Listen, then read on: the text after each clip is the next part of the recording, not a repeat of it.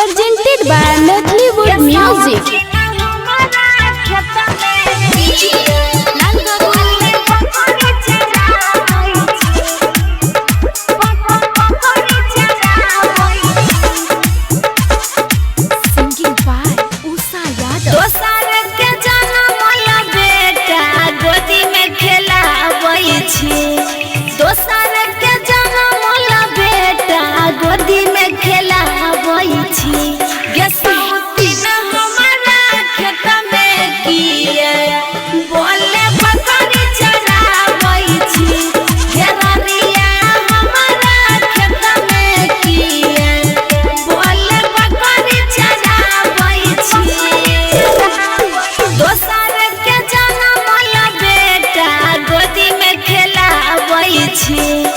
दोसर के जन्म ला बेटा गोदी में खेलाबै छी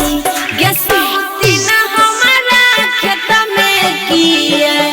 बोले बकरी चराबै छी गे रनिया हमारा खेत में किए बोले बकरी चराबै छी गे सूती न हमारा खेत में किए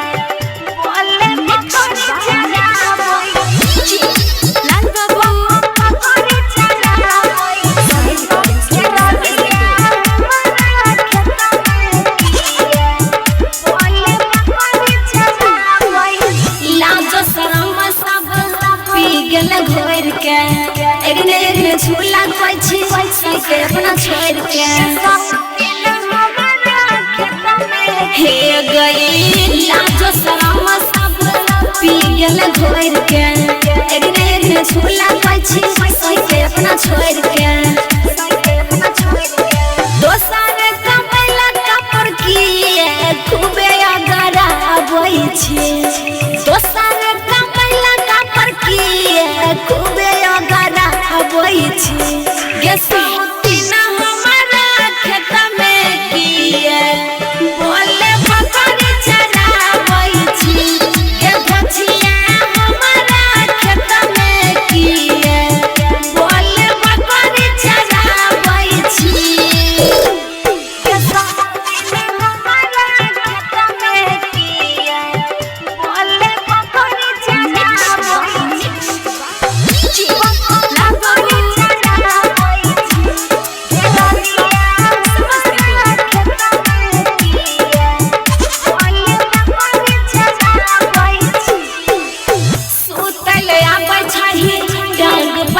शौक तोहर जाय रे देबो मिट्टी तेल ढार के